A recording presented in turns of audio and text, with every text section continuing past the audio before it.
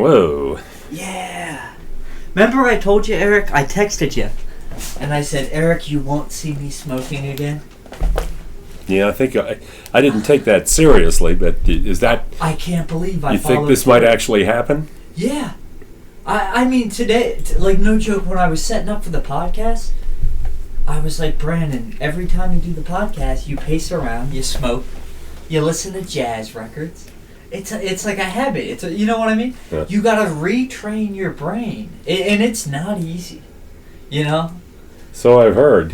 For me, I think I texted you this, Eric, but I was like, I think, for me, you know when people say you have addictions, you're like running from something or you're running from a problem? I think that I have borderline schizophrenia. And you know what I mean? Because the symptoms I get when I quit smoking or do anything are very, like, reflective of disorganized chaos and, like, paranoia.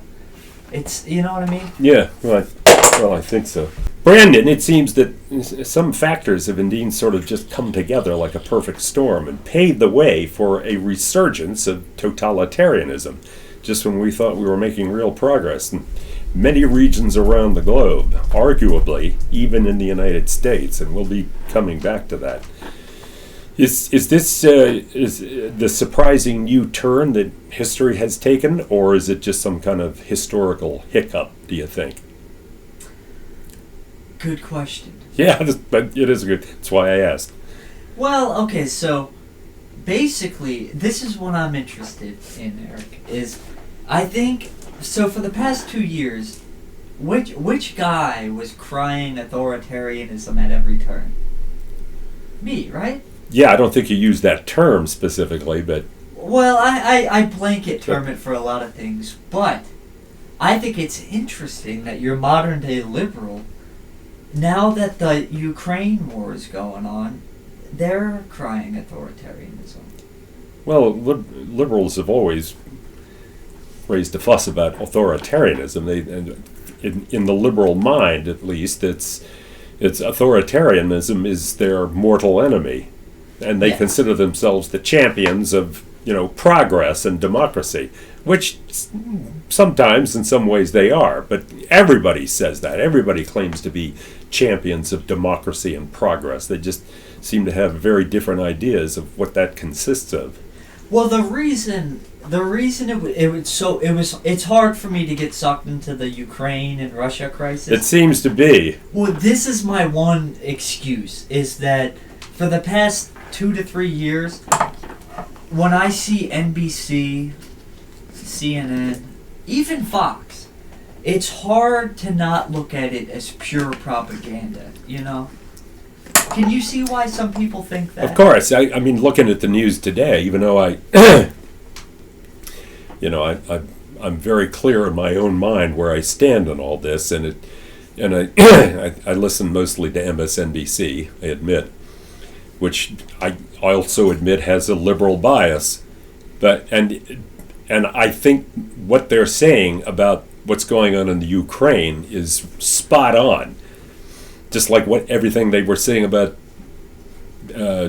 what's his name, Donald Trump was spot on, but it did sound disturbingly like propaganda. Yes. But by the way, just because something is propaganda doesn't mean it's not true. Exactly.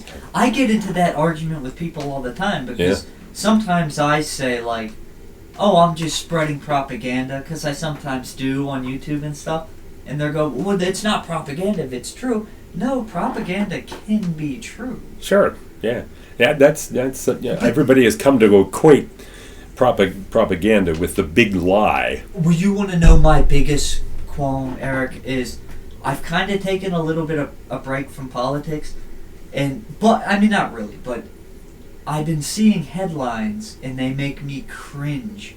You want to know one I saw the other day? I saw Putin is convinced he's a victim of cancel culture. He used that term? Yes, and I all of a sudden realized, I said, this Russia-Ukraine situation, it's going to be blasted out there by the media, but it's going to target people like me, people that believe what I believe, you know, because okay, so there's this guy on YouTube. His name is Andrew Callahan. I think you'd love him, Eric, because he makes Trump supporters look like retards. He's like an effective propagandist, and that's why I hate him so much. But like, he went to the DC biker convoy. You know, like they were trying to repeat what happened in Canada.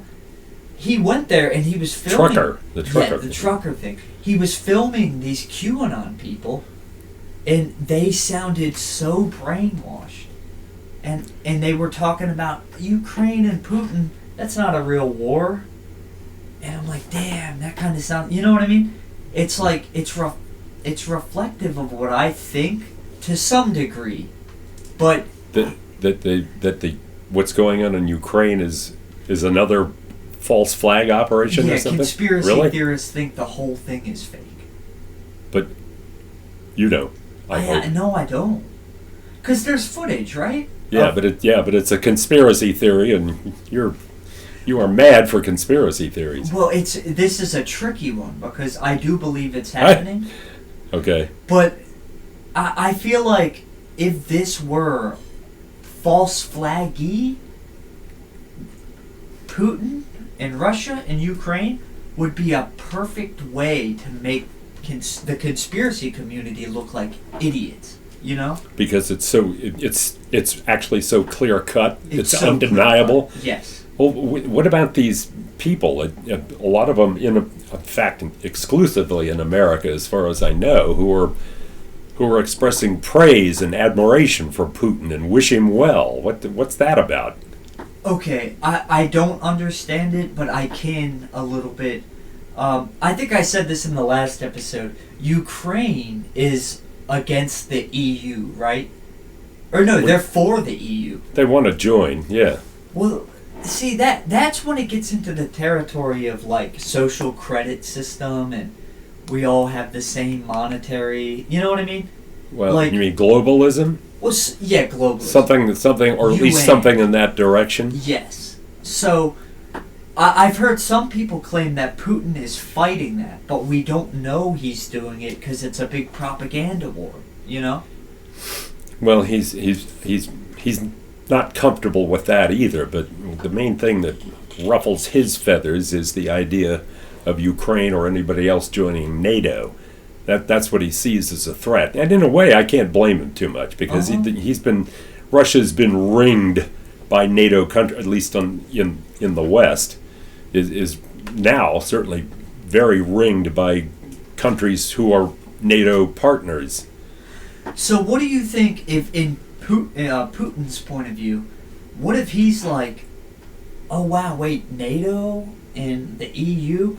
It's starting to feel like a bunch of countries are like getting manipulated into this one world system. You know what I mean? Well, like that's a real argument for me. But I'm too afraid to take it anywhere, to be honest, because I'm going to look like an insane person. You know? Yeah. Well, I mean it's a multinational cooperative, you know, yes. with a ostensibly common goals. In the case of the EU, it's a common market, mm-hmm. which has as one of its goals the elimination of tariffs on goods that are passed between member nations. And you know what NATO is all about? You know what their charter calls for? Isn't it like it defends people that are attacked? Well, it's more it does that. But I mean, the basic idea is that one of the actual principles in their charter is an attack upon one is considered an attack on all. If you're a member of NATO, if Denmark is a member of NATO and somebody starts fucking with Denmark, then all NATO countries can step in. At least if it's some very large, powerful, ambitious entity like Russia. But Eric, I think you just proved my point. It sounds like you're describing Goliath. So who is David? Well, you mean in the situation in the Ukraine? Well, yeah. Well, I mean, yeah, you have to specify. That's kind of a blanket statement that you're trying to cover a lot of territory with. Yeah. But who's Goliath? in that conflict? It's Russia. Of course it is. Yeah. But, okay, so this is my point. That may be true. I don't know enough to even doubt it, but no. So many people have begun to. They look at the mainstream media. They realize it's all owned by 3 companies. Every media company, it all just goes to the same people. So when you know something has constantly been accused of propaganda and found guilty, when you see Ukraine and Russia, I think my mind goes, maybe it's more complicated than I know. Does that make sense? Well, everything is more complicated than we can know. But what do you think might be withheld from you about it? Well, I heard a great quote the other day. Somebody said that any time anybody attacks anybody or a country attacks another country, they always have to cry that they're being oppressed. Well, yeah, that's true. I can't think of any exceptions to that rule, but they might be right. Maybe they are being oppressed. I mean, the Ukraine is a relatively small country, and Russia should have been able to overpower it. Fortunately, they've been incredibly inept at this, whatever it is they're trying to achieve there. There's no strategy anymore except kill everything that moves and level everything that stands. He's just trying to destroy the country and until the Ukrainians give up. So he's like a chimpanzee with a machine gun. Chimpanzee with a machine gun, yeah. That's one way of putting it. Some people have described Putin as being like nothing to lose. Well, no, I wouldn't. No, that's not true. Okay. Yeah, I mean, he's got a lot to lose. I mean, especially if he deploys nuclear weapons, like he was sort of threatening to do there for a while. Nobody knows if he was serious. He himself must know that if we get into some kind of a nuclear exchange, his country is going to be vaporized. No more yachts and villas either. Do you believe? Okay, Eric, I'm asking you straight up. Do you believe that's a possibility? Nuclear war. It is a possibility, but I don't. How great a possibility is impossible to say. It's in a way Putin is the guy who's calling the shots in this thing, because it was his action in the Ukraine that precipitated this crisis in the first place, and he is the one. He has nuclear weapons, and he could deploy them if he gets pissed off or frustrated enough. The question is he that crazy? Can he nuke the U.S.? Of course, yeah. Okay. He has intercontinental ballistic missiles that can hit us. If he did it, what would happen? And I'm asking genuinely. I don't know much about nuclear bombs. Does the blast, it kills a lot of people? Well, yeah, it's an enormous blast. How far does it reach? Well, 8 states or whatever? I don't know. It depends on the megaton. Bombs are rated in megatonnage now. How many thousands of pounds of TNT? But not only that, after the blast, does it leave behind? Yeah. After the blast, there's still radioactivity lingers at the site of the blast, and it can be spread around by winds and whatnot. Okay, it's nasty. It's a nasty proposition. Here's my thing: is theoretically, it seems like it could happen. I don't think it will ever happen. I don't think we're going to nuke China. I don't think China's going to nuke us. Vice versa, North Korea. I don't think it's ever going to happen. Okay, and why not? Because following the past 3 years, Eric, it's become evident to me that we're tiptoeing towards a nightmare dystopia totalitarian government. And I think the powers that be, I don't think they want to let anyone off that easy.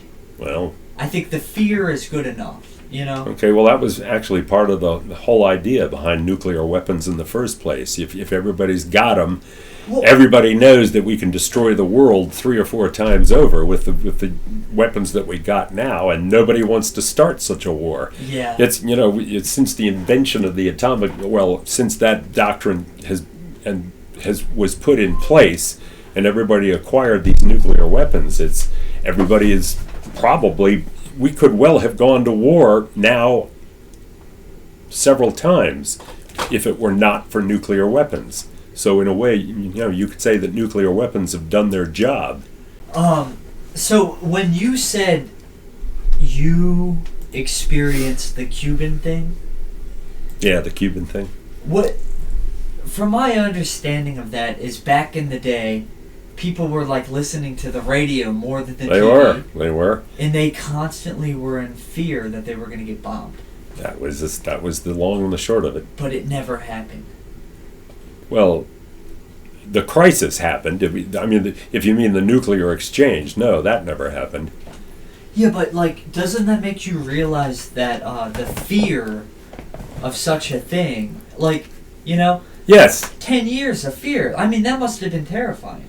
it was pretty scary. If you watch the show Mad Men, which I bring up a lot, but it was the 60s, and like there's scenes where they're in the office and they're all huddled around the radio thinking they're going to get bombed. That's exactly what was going on at my school. These punks who normally couldn't have cared less about the news, they were all coming in with their transistor radios and following the developments. They were spooked. Therefore, it's easy to recognize that sometimes fear is an effective motivator for propaganda.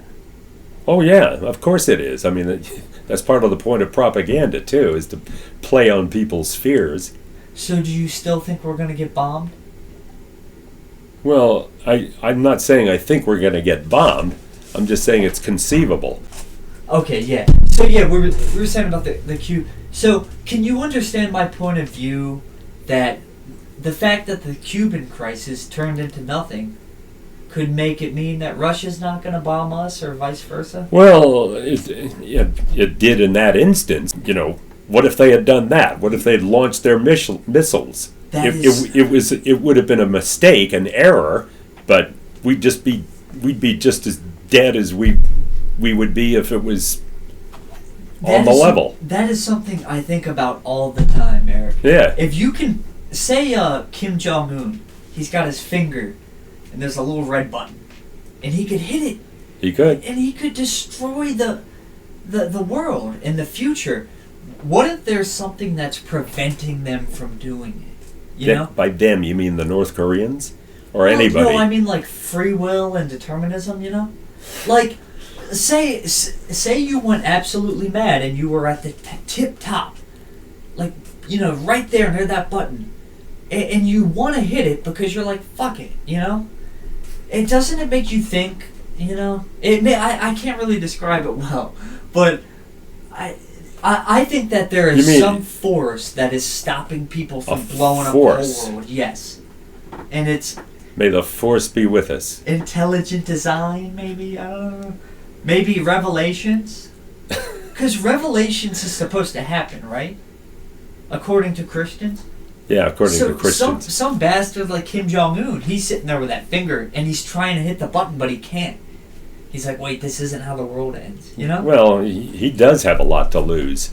But if he dies, what does he have to lose? Well, that's what I'm saying. He blows up with the bomb. What? I said he has something to lose. Yes. So he's not going to start a war. But like, say you're a psychopath, like you're unless he's crazy. Yeah. Yes, crazy. But my question is, can a crazy person even exist that can cause that much damage? Sure, I think so. Well, the Enola Gray, the guy that dropped the bomb on whatever.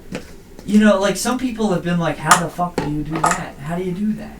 How did he do that? You mean, what do you mean, how did Hiroshima. he do that? Yeah. I mean, somebody interviewed him and they said, how did you do it? And he said, like, I was just completing a mission.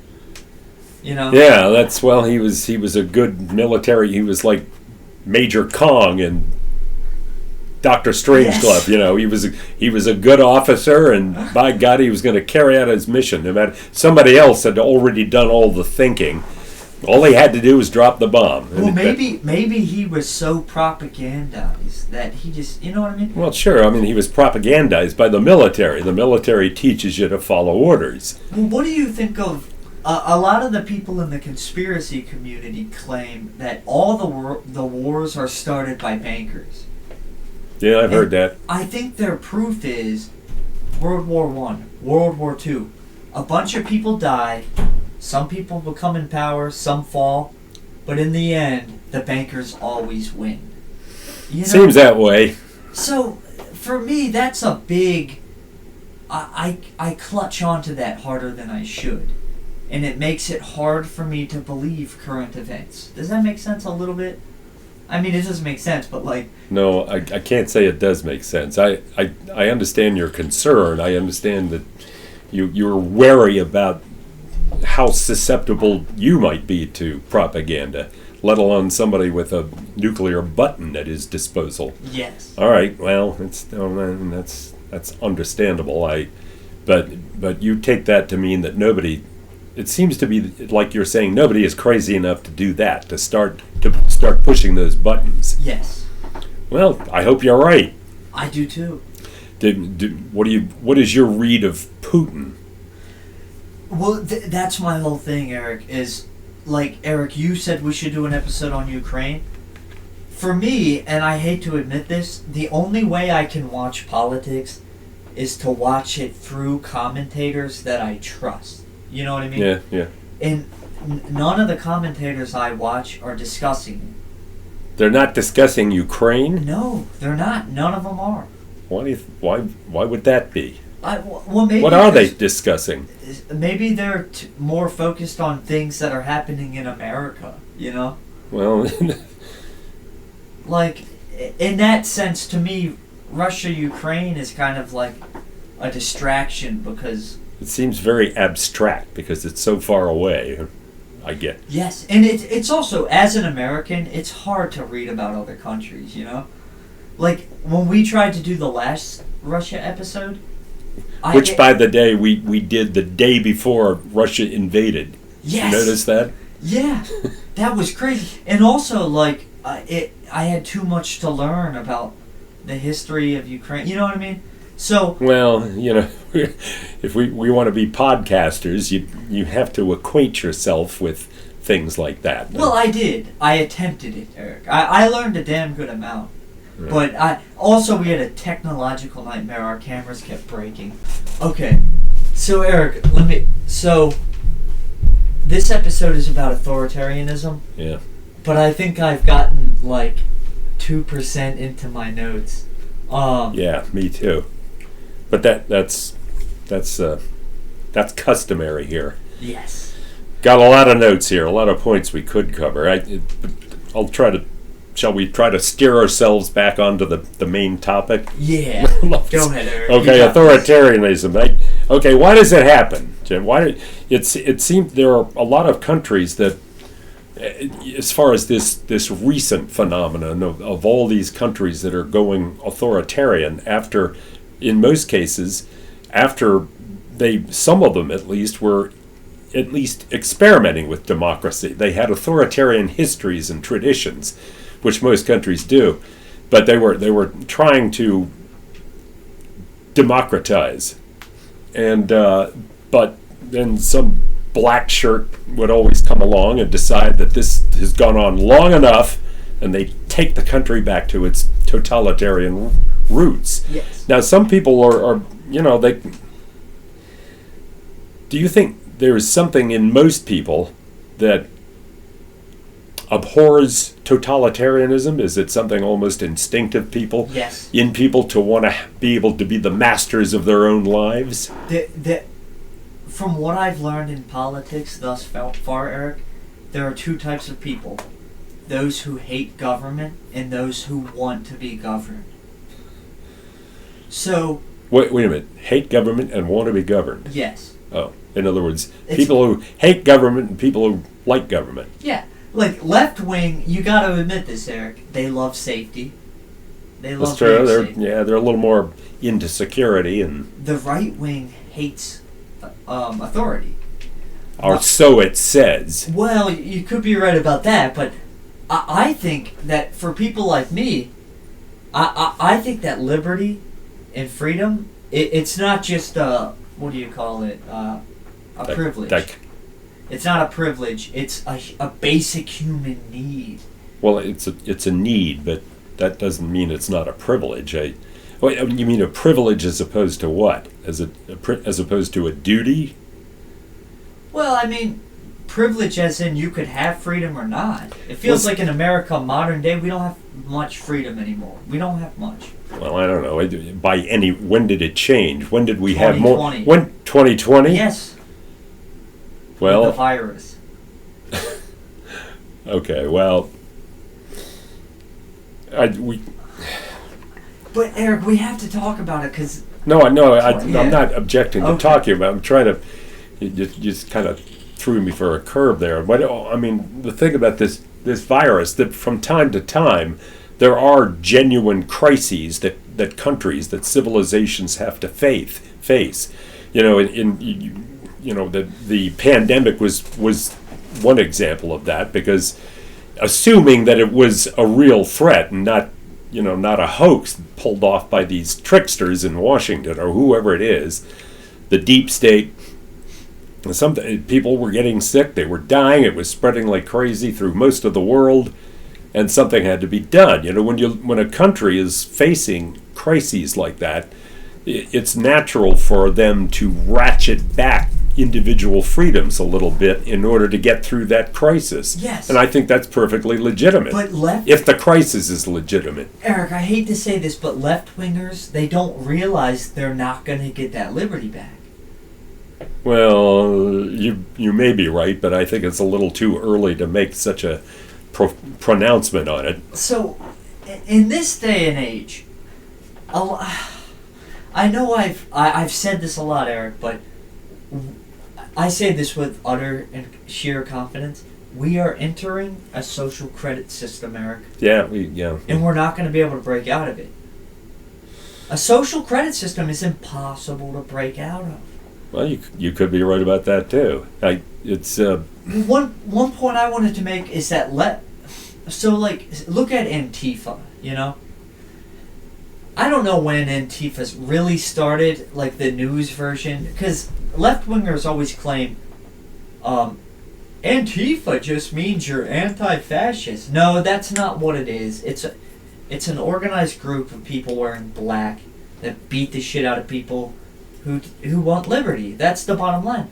But Antifa, what they do is, like, in 2015, right when Trump announced he was, going to be whatever. So they were like, oh, he's a racist, he's a fascist. And they beat up Trump supporters because they thought, oh, this could lead to Hitler too, right? But now, what is Antifa doing? They're beating the shit out of people that are protesting vaccine mandates. What does that have to do with fascism? To me, that proves that. Oh, I mean, all organizations like that come together on the streets and rule the streets from time to time, and they have some kind of they got some kind of a vision. It may not be a coherent vision or a constructive vision, but they are committed to it. They are committed to their ideology, whatever it is. Tell you the truth, I haven't heard anything about Antifa in at least a year. Because the media. Because the media is covering it up, yeah. Yes. I mean, it's not that the media is covering it up. It's that the media, it is what it is. It's the media. I got to tell you, as you know, I start my day with MSNBC, Joe Scarborough. I like that show. I like the commentary. I don't take everything that they say at face value.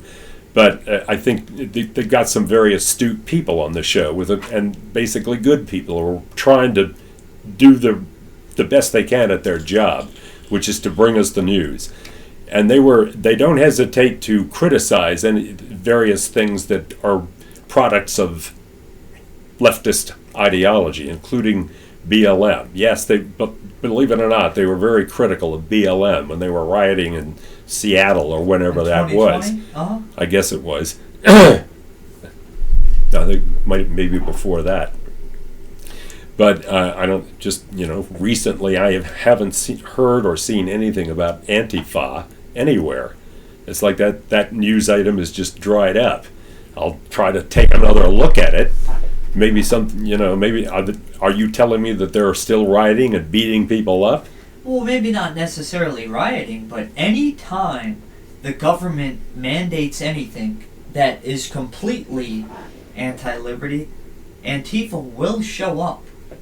They will show up. Why didn't they show up on January 6th? Well, some people think Antifa was. Yeah, I know what some people and it think. very but well could have been. Because, wait a minute. Okay, look at this. It could have been an Antifa Yes. black flag operation? Yeah. Think of it this way. Now you've gone completely over the rainbow, Brandon. So you got Trump. He's got a megaphone. Yeah. Trump he's not an idiot. He knew what he was doing. He was riling Well, he up thought he did crowd. at the time. He was riling up a crowd. He was riling them up, and he was having the time of his life because they were doing this for him. Yeah. And he is a demagogue. He wants desperately to be what he calls a strong leader, like Vladimir Putin, who is his idol. So like Trump, he riles up a whole crowd, and then all of a sudden, 8 dudes show up with megaphones. All right, come on. All right, this way, west. Let's go to Annapolis Street. It really felt like Trump riled up a crowd, and then all of a sudden, these guys with megaphones led them to the Capitol. The only reason I claim that is because I fully believe it could happen. You know what I mean? Well, I believe it could happen, but it's very important to make a distinction in the case of incidents like that between what could have been and what was. Yes. It's completely academic. If it didn't happen, if it was not an Antifa operation, and I don't believe for a minute that it was, then it's the difference is it could have been, to say it could have been Antifa is academic because it wasn't. We know there's no evidence whatever for that. This is okay. So, Eric, right now you're admitting that you've forgotten about Antifa and Black Lives Matter. Essentially. Because most people have. They haven't been in the news in a while. And in the book 1984, one of the most interesting things about that book, it felt like it sped up time. Because it came out in the 40s, but it was 40 years in the future. And in that book, the government literally day by day kept changing who the enemy and the hero was. Yeah, I remember that. It sometimes feels like we're pretty close to that because the attention span of human beings is getting shortened, and propaganda is being sectionalized, and it's maybe sometimes it's too much for the human being to handle. I don't care how intelligent somebody is. I think it's impossible to keep up with the propaganda of today, Somebody made a good point. They said, right now, Ukraine, they're the victors, or they're the good guys, right? But 2 years from now, the media could be blasting Ukraine as the enemy. And my whole point is, it shocks me how easily people forget these things, 1 second, this country's good, but wait, they're bad. And if you look at it as a time vortex, it feels like in the year 2090, it could be at that 1984 level, where it's every 2 days it changes. You know what I mean? It's kind of scary. Does that make sense a little bit? Well, it's sort of. It's you're talking about things that could happen in the future, and it looks to you like we're trending that way, quite vividly. And you could be right. I'm not as alarmed about that prospect as you are, at least not yet. But when you were talking about these 1984 scenarios where people are. Yeah, that was a great scene in the book. People showed up at this rally in Victory Square, and they were at war with Eurasia. But the orator was talking in terms more like, no, we're actually at war with East Asia. Yes. And at first the people were confused because they could have sworn that just yesterday they were at war with Eurasia, but they catch on fast. Yeah. And they turn on East Asia. Okay. Has anything like that happened in the U.S. yet? Well, it could be happening, but we're not there yet. Yeah, well... that really creeps me. It makes me wonder, why did they make 1984 a mandatory book? Well, I didn't know they did. Who made it mandatory? Did I you think read it in school? Yeah, I read it in school. No shit. Yeah, it was, you were supposed to read it. I don't know if it's still like that, but some people claim, say you're like a 16-year-old, you're in junior year of high school, and you get a book, and you're like, okay, this is going to make me anti-government, right?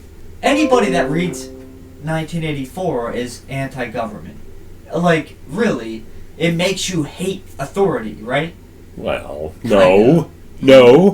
It makes you hate authoritarianism. That's what I meant. But I can almost think some people are claiming that being forced to read 1984 in high school, it's not fucking rebellious. It's conditioning you. What grade were you in when 11th. I remember it. Okay, you were almost done with high school. Yep. So, well, I'm amazed that I think that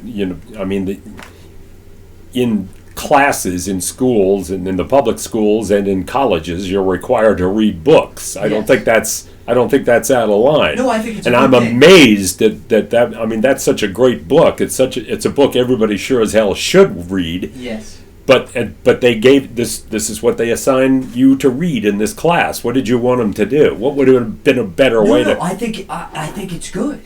What? I But you love say that I read that. It really, reading that book set my life. It changed my life. Yeah, it really me too. Did. So like when you read it, you're like, oh wow, let's fight the power. It makes me wonder. You ever heard that saying? Like, say you have a body of students. Maybe 3% of them are going to be anti-authority. 60% of them are going to be pro-authority. But like when you have a body of people, there's always going to be the 1%. You know what I mean? Like so what if like making us read that in 11th grade, it found out who were the libertarians? You know what I mean? Because I rant about 1984 every other day. Wait a minute. You're saying maybe the reason they assigned you that book was to get some kind of feel about who is. Yes. All in all, you're just another brick in the wall. Like, really. I mean... But if 1984 is that great a book, and it was, and if it was just assigned to you as something to read in a literature course or something, English syllabus, that there's to say that they actually could have actually had something much more sinister in mind it's always possible that something like that may be going on beneath the surface. But I mean, what are we supposed to do? It's people have to be educated, and we require kids to go to school. Yes. We require them to get an education. Are we out of line in even doing that? Or is it public education that's the menace here? I don't think it should be centralized. I think we need to have charter schools, Well, we do have charter schools. But we need to make it more available. There shouldn't be a system where 80% of all the world's children are learning the same thing. I think that's dangerous. That's dangerous. I think it certainly could be, but I never saw any evidence of something sinister going on when I was in school. Maybe things have changed. Well, they have changed now with the critical race theory and stuff. Well, yeah. Well, that's something that's being debated. Supposedly, it's not actually being taught. It is being taught. And they're giving the facade that people are fighting over it. Meanwhile, it's upward trajectory. I'm sure there are people who are absolutely dedicated to getting that in the schools, and I've seen some of those people on TV. What's also being contested is what is critical race theory? What does it consist of? There seem to be different ideas. Guilty. That's according to one strain of thought within CRT philosophy. It's about that. Yeah.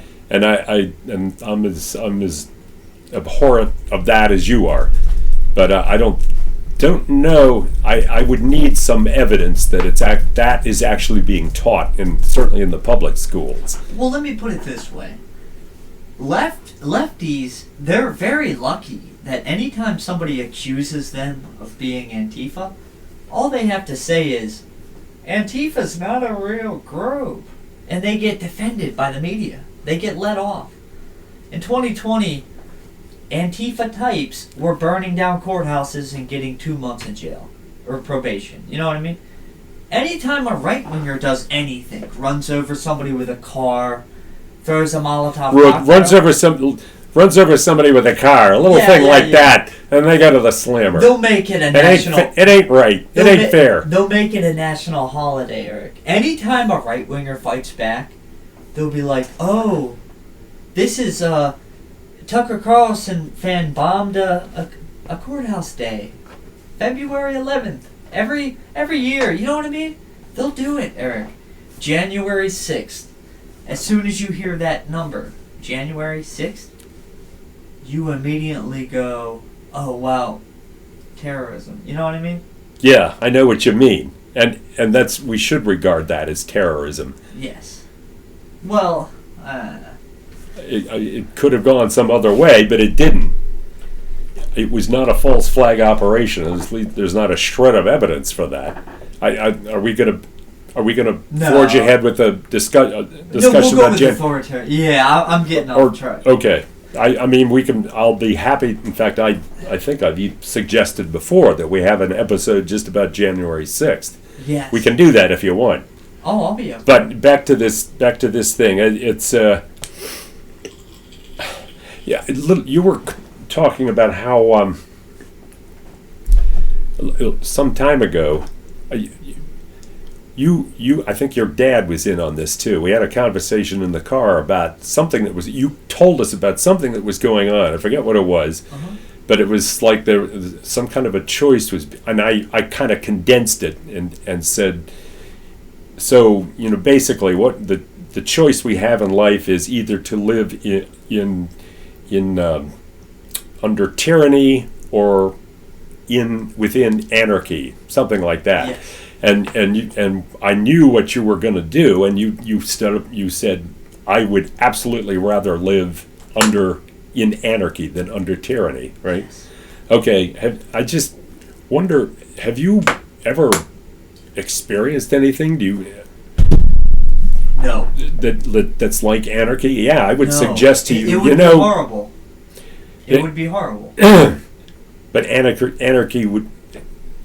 It would be horrible. Okay, let me put it this way. But tyranny is worse? Yes. Okay, I'm not saying it isn't. I mean, because there are different grades of tyranny and different grades of anarchy. I've been reading ever since I tried to quit smoking. I've been reading "Awaken the Giant" by Tony Robbins. You know Tony Robbins? I've heard the name. He's a motivational speaker. Well, there's a little part of his book where some people call him a hack or a fraud. I think he makes brilliant points sometimes. He said this. He said, people that have a moral value system, you know what I mean, make quick decisions because they don't have to think that much. You know what I mean? So say you get a job with a friend in a media company or something, and all of a sudden one of them fires your friend. You know what I mean? It's like, Eric, say me and you, say we got offered $100,000 a year to do a podcast. And what if when we got to that moment where it was a big opportunity, what if they said, "No, we don't want Brandon, we want you, Eric." You know what I mean? Somebody that doesn't have a moral value system, they'd say, "Fuck Brandon, fuck him. I want to get to the top." You know what I mean? You're talking about me? But I'm using... I know, but in this scenario, they don't want you, they want me. They want you. and I had the option of telling him, nah, if you're going to can Brandon, Yes. I go too. Exactly. Okay, so go on. What? So, if you have a moral value system, the good person would say, "Fuck you, I'm not gonna do that to my." You know what I mean? Yeah. But somebody that was like an opportunist would say, "Well, let's weigh it out. Fuck him, I don't need him. I'll be rich." And I can't blame either side, but for me, liberty and freedom is much more important than eating every day or being bathed. Yes, I know. being floated. You've said that numerous times. And that sounds there's cocky. nothing conceivable or possible Yes. that is more important than The liberty. freedom of expression. But I'm also being kind of cocky because I Yeah. admit that I haven't been put in that scenario. Well, exactly. You've had things pretty soft, buddy. If you don't mind Okay. pointing that out. Okay. And I know you're not happy with it, Yes. but I don't think you understand. I don't think you know how bad anarchy can get. But I wouldn't care because I'd rather die. So you say, but No, what if it started I mean happening? I mean it. I don't doubt that you Okay. mean it, but I'm just asking you to consider the possibility that if you were actually facing a choice like that, and if it was starting to happen, that you might not be as sure as you are now. It's true. Okay, that's all.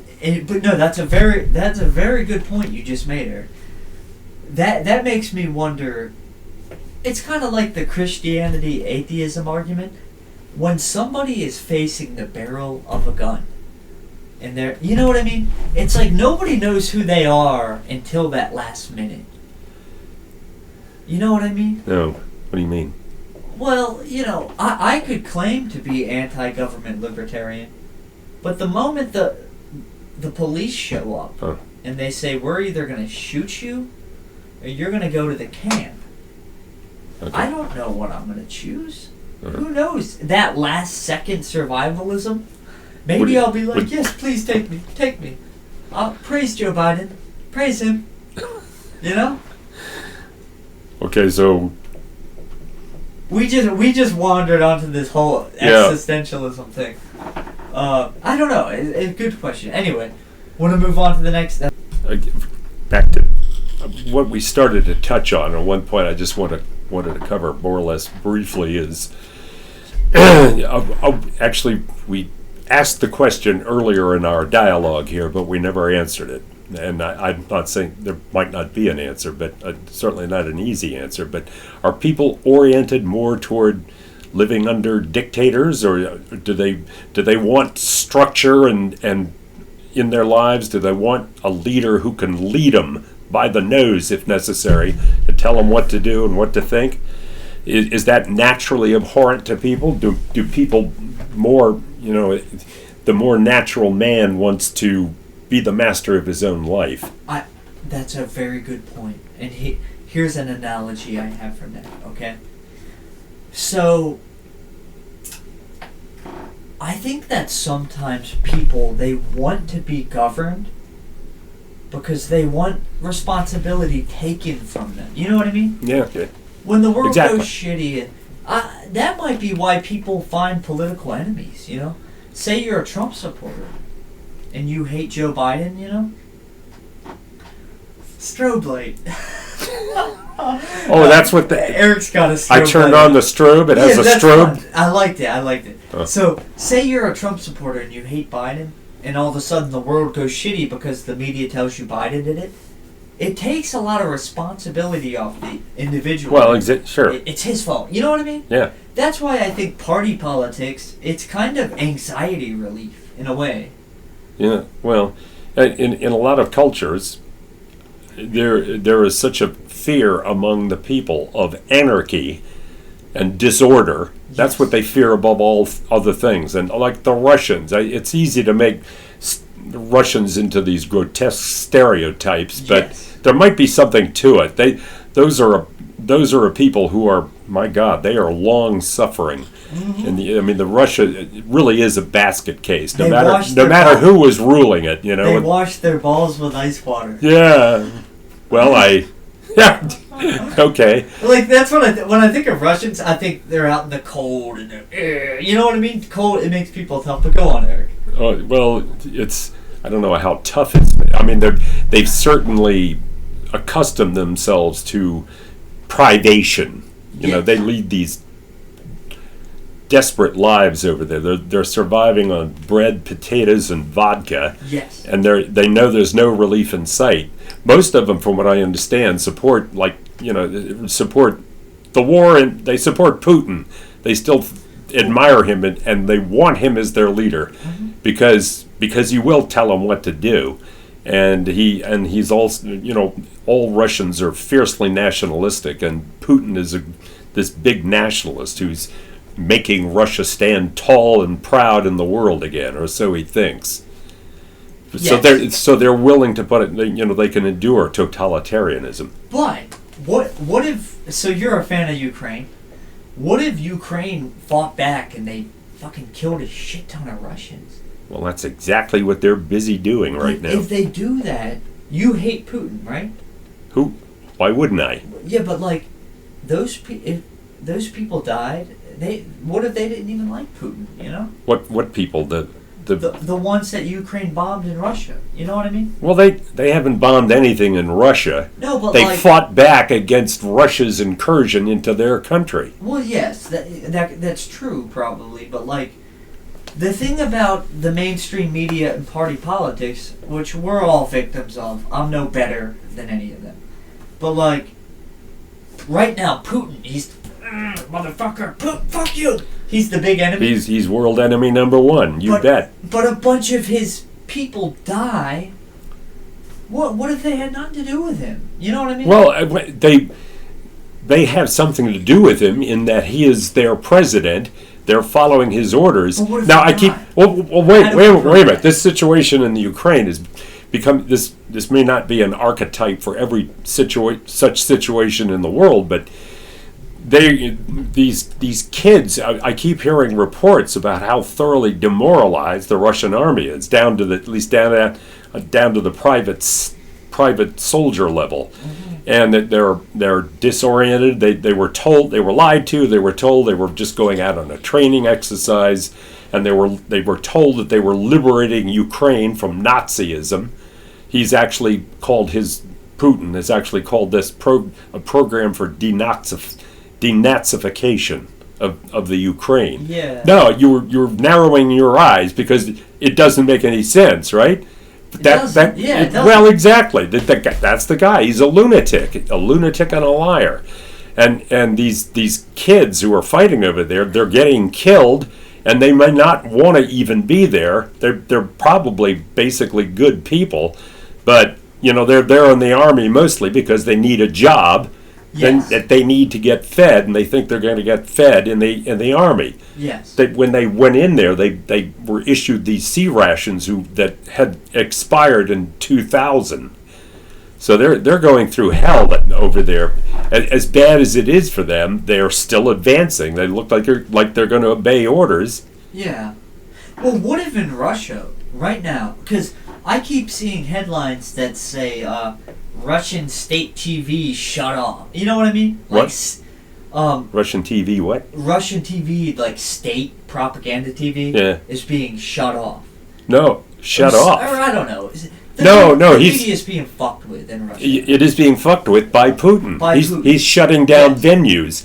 I mean, last I heard, he shut down all of them except YouTube, which blew me away. Why? How did YouTube escape this? Because that's where a lot of Russians are getting information about what's really going on here. Yeah. But in any case, he's got to do something about that too, because that is going to incite unrest in his country. He believes he's being oppressed. Sure. Yes, he does. Ukraine thinks they're being oppressed. Well, I think Ukraine is right about that. Yeah. But you got that opinion because our media tells you it. And it's based on facts, probably. Well, is there some other way of looking at it? If you want to be an insane person, maybe. Well, I'm not counting in the insane perspective. I'm just thinking rationally about this. I'll tell you what, Eric. the way that I think, and I'm not saying, dude, I'll admit, Eric, I am manipulated. I am being manipulated by the conspiracy shit. You know what I mean? We're all being manipulated. When you start to want to find truth, you kind of realize it's impossible, you know? Well, it's difficult. I don't know about impossible. It's difficult to know the truth in all relevant detail, but... Well, for you, Eric, I always call you a Bill Maher liberal. Yeah, that's a good... Yeah, there's a section of liberals left. They can back up their claims with stuff that they know, and they don't. You know what I mean? Like, you've never fallen into like the CNN trap. I don't know if you watch CNN. I don't anymore. It's not because I don't respect them. It's just because I prefer. I don't know. I like MSNBC. Well, let me tell you. When I was on the road trip, and we haven't explained that yet, but we probably won't today. Oh, yeah. But when I went on the road trip... That was some road trip. I had to stay at somebody's house that I didn't know. My friend's cousin. And I was talking to some dude, and I walked in, and he was watching CNN. And he started talking about Trump, and I knew he hated Trump. And I hate to admit this, but I started fishing. I kind of pretended I didn't know anything about politics, which I don't know much. But, like, I got his point of view by pretending to be ignorant. And then I said to him, what about that Tucker Carlson guy? And he said, what about him? And I said, I've seen some clips of him. I like him. He's pretty cool. He said, the guy looked like he wanted to get up and fucking punch me in the face. Like, you know what I mean? Yeah, I know what you mean. He immediately was like, all right, let's change the subject. Let's talk about sports. That's what he said. And I was like, holy crap. This is some dangerous shit, you know? Well, then, yeah, that's dangerous when people when he couldn't even talk about it.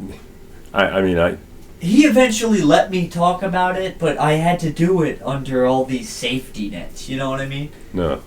Like, I am well aware that if you tell somebody you're a fan of Tucker Carlson, they're going to be like, oh, you're a fucking Nazi white supremacist? You know what I mean? It just makes, you know... Right. Well, on the other hand, and you have some idea of what I'm going to say next, right? You could find yourself being at the end of a gun barrel if you tell certain people that you hate Trump. I mean, it works. I don't believe that's true. Eric. You don't believe that's true? No. Look, after January 6th, the FBI went after the Trump supporters and arrested them all. Well, they haven't killed the movement. They've have rounded some people up, and they're trying and even being jailed. They have dampened it to the point of almost silence. Dampened. Nobody wants to admit they're a Trump supporter anymore, man. Well, he is apparently losing his charm. He doesn't charm people as much as they used to. Also. That's true. He's been relatively quiet. I'll say that for him. Do you think he's going to run in 2024? Well, like World War III, I think it's a distinct possibility. I'm looking forward to it. Yeah? It looks fun. It'll be fun, all right, like, yeah. Did you hear Will Smith slapped or whatever? Yeah. That was, like, fun news. Yeah. Like, I remember the morning I woke up, I was when Trump runs, it's going to be like that. Oh, it is. It'll be fascinating to see how that develops. Did you ever miss 2020? The year 2020? Yes. I won't forget it, Eric. You know me. I won't forget it. Well, I'm sure many of us will remember 2020. I think it was the most exciting year in human history. Oh, yeah? Yeah. Black Lives Matter, burning down cities, a virus that could kill us all. Trump versus... I think you're a free thinker, all right. I mean, every now and then you tell me something that kind of surprises me. Like a little while ago, you expressed concern about climate change. Yes. Okay, and that's pretty independent for a righty. Oh yeah, I know. I mean, part of it is optics, though. Is the propaganda for climate change is so strong that when you deny it, you sound like an insane person. You know what I mean? Yeah. I try to be conscious of optics, but I still like to say what I believe deep down, you know? Sure. I'm just worried that climate change is going to lead to a social credit system. You know? Well, yeah, I guess it's funny how one thing can lead to another. Slippery slopes. Slippery slopes. Yep. It wouldn't have occurred to me to identify climate change as an actor in that little particular drama, but well, they could say, hey, you have to get an app on your phone that reports your carbon score. You know what I mean? Oh, and then all of a sudden okay, you yeah. can't criticize the government. Yeah. But like, oh, you just said something. Climate change. Oh man, I lost it. Well, that happens. What do you get to be my age? You know, Eric, let me tell you something. In 2020, I stopped being able to sleep for 2 months. Do you remember that time? Yeah, kind of. Yeah. Well, that's happened to you several times. I Well, believe. not. I remember, Eric, one time you and I did an episode, and I'll never forget. You said, "Brandon, why are you rocking back and forth?" At the end, and that was me after like 2 weeks sleep, and man, I keep losing my train of thought. But anyway, that was so bad. I lost it, Eric. I lost the whole train of thought. Okay. Anyway, Eric, do you want to wrap it up? Sure. Okay. What time did we start? 6? Yeah, it's been an hour, 10 minutes. Okay. Do you think we got to the point? I don't think we did, but it doesn't matter. We hardly ever do. I mean, we got to the point, but then we got off the point. Yeah. Well, okay. Wait, real quick, Eric. Let me tell you this. You know, our last episode, some of the clips have 70 views. Whoa. Yes. The last one we did wasn't that about the developing situation in the Ukraine? No. That episode failed because my camera kept breaking. Oh, that's the one that failed. Yeah. Well, so, oh, jeez. Well. So it's been a while, but was that nevertheless the last episode we did? We did an episode about all the conspiracies, the conspiracy chart. Okay. Oh yeah. But Okay. that was a good one. But you want to know why that episode was awkward? It's because we had 100 things to tackle. And I had to keep going, okay, Eric, let's move on. You know what I mean? Like, we couldn't do the free flow. So it was kind of awkward. So somebody left a comment, and they said, this kid is a moron. And I thought about it, and I thought, they're right. Technically, they're right. And then I thought, well, maybe from a first glance, like, you're older than me, I'm the younger guy. Maybe that was misinterpreted as like disrespect or something. You know what I mean? Like, I had to keep going. Okay, Eric, we got to move on. George Floyd conspiracy, 9/11. You know what I mean? It was a very awkward episode. Because the way we kept jumping around. Because we had to keep boom, boom, boom, boom, boom, boom, boom. So it's just a difficult thing. But I'll be honest, Eric, podcasting or interviewing people. That's not an easy job. It's not easy. Some people think it's easy. There is a Zen art form to it. You know what I mean? It's a whole thing. And could well be. Yeah. Anyway, Eric. Hey, can I just maybe one more thing? Go ahead, I've got a question for you. Mm-hmm. You know, where do you think our rights and freedoms and democratic values, if you value those, come from? Like the right to life, liberty, and the pursuit of happiness, or the right Constitution. Constitution. Okay. Yes. Well, I think you're very close to the truth there. I would to be somewhat God-given? more. Huh? God-given? Well, obviously, I don't believe that, but I half expected you, when you ask Americans where their such things come from, their freedoms and the democratic values and morality and so on. Yes. 90% of them just God. They believe, and politicians use the term God-given rights a lot. Yes. Not necessarily because they believe it, but they're trying to get a point across. Exactly. Yeah. All right. Well, I was just curious about that because a good question is who dictates it. You know what I mean? Well, who dictates it is whoever is in power. I mean, you said the Constitution. I had something a little blunter than that in mind, and I would have said governments. Governments dispense freedoms. They tell us what we can and cannot what if do. The government keeps changing? Well, governments do change. But, and Eric, do you think that the Constitution is a brilliant bulletproof thing that should never be fucked with? Not necessarily, but I think so. I'm not, what? I think the Constitution is why we're the #1 greatest country ever. The Constitution, whoever came up with it, I don't know much about history. They were brilliant. They knew to put freedom of speech as #1, and then guns as #2. How smart were those motherfuckers? Do you think that they were geniuses? I think they were very, very brilliant men who. Some people maintain that a lot of the language in the Constitution is deliberately vague because they knew, in their wisdom, that situations would arise in the future that they couldn't anticipate, yes. And they just try to lay down a principle, some guiding principles. Did you ever hear that George Washington warned about party politics or something? One of the original, founding fathers. They said, "Oh, be careful with the left right." You know what I mean? I don't. Well, okay, I think something like that is true, but they were warning about. Yeah, I know what you're referring to. I think something. But like I'd that. have to look it up. I'm a little vague on that. It's right off the cuff. But whoever said it, though, I think they were like, beware of these left-wingers. They always resort to the scummiest tactics. oh yeah, that was Ben Franklin, I think, who said that.